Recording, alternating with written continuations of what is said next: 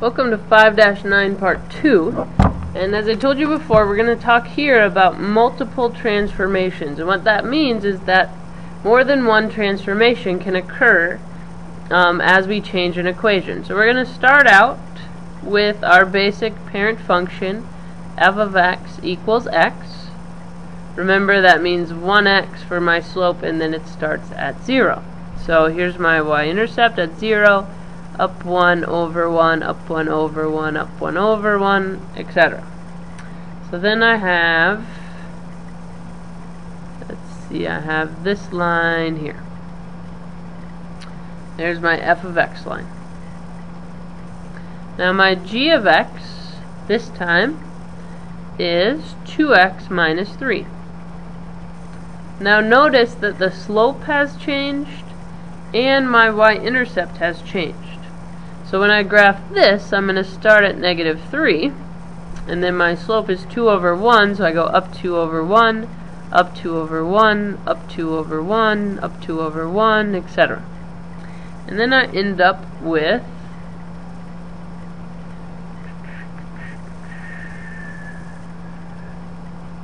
this line. Okay, now two transformations have happened. The first thing is that my line has gotten rotated. Rotated. The slope changed, right? It went from 1 to 2. Alright, so it rotated.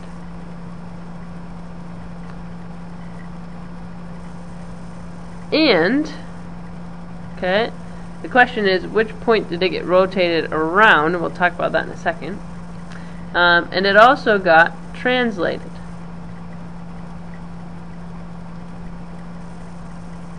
And it got translated from 0 down to negative 3, so it got translated down 3. Okay? So it got rotated first. Okay? It got rotated, then slid. So it's still going to rotate around 0, 0. And then, did it get more steep or less steep? Well, my slope got larger, okay, so it got steeper or more steep. I'm still not sure which is the right one, but we'll just write steeper for now. Okay, so it got rotated and translated all at once. So that would be how multiple transformations occur. And let's look at another one here. So we start out with the same parent function, f of x equals x. So as we know by now, that starts at 0 and has a slope of 1 over 1. So then my graph looks like this. Okay, then we have g of x equals negative x plus 2. So that line is going to start at 2, okay, and go down 1, right 1.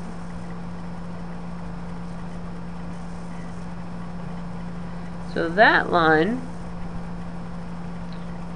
looks like this.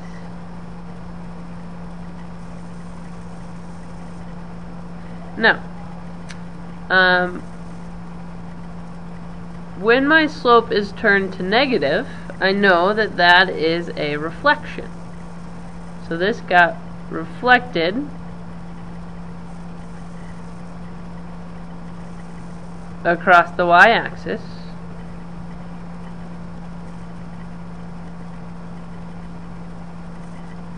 If I could spell axis right here, that would be helpful.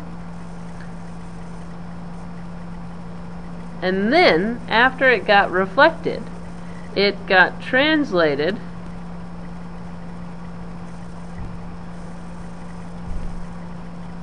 up 2. Notice the y-intercept went from 0 to 2. So first we had the reflection, then we had the translation. Okay? So that would be a multiple transformation problem. Now the very last thing is story problems. So we have a florist here charges $25 for a vase plus $4.50 for each flower. The total charge for the vase and flowers is given by the function f of x equals 450x plus 25. How will the graph change if the vase's cost is raised to $35? Now, if I graph my original function, it's going to start at 25, and it has a slope of 4.5 over 1, okay? So that would be like up here over 1, up, what would that be, 34, I think, yeah, over 1, etc. So here's kind of what my graph would look like.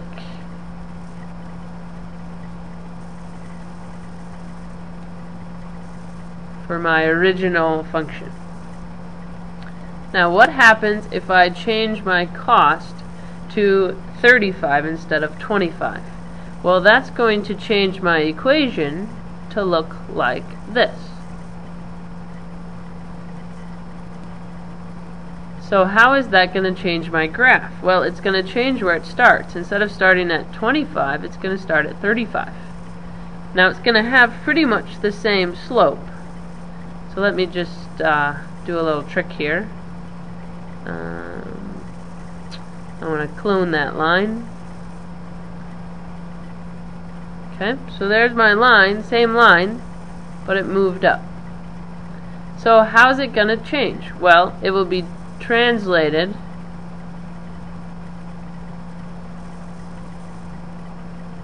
up 10. Okay, so that answers the first question. Now the second question is, how will it change if the charge per flower is lowered to $3? So let's call that h of x now.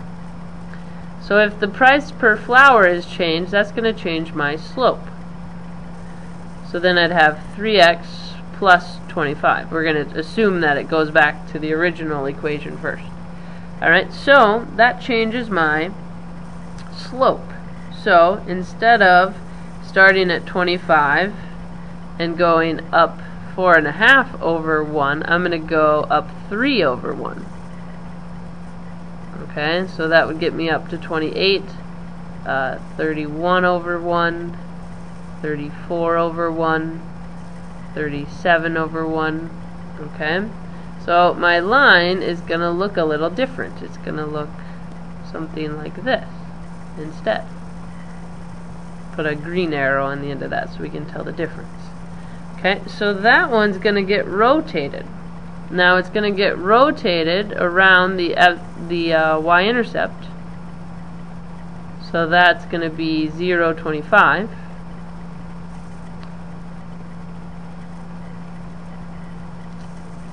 Okay, and did it get more or less steep? Well, 450 is bigger than 3, so my slope got smaller. So it got less steep. Okay? So when you run into the story problems, they'll usually ask you a couple things. Like here it asked about what happens if I change the vase's cost and what happens if I change the flower cost. So what you'll do is graph your original function like we did here with my blue. Okay? Then graph what changes would happen and tell what happens, and then same thing for the second one, graph the changes, tell what happens. So the story problems are pretty similar to all the others. It's just a lot more words, of course. Okay, so that's 5-9 part 2. Again, let me know if you have any questions or if you need more examples.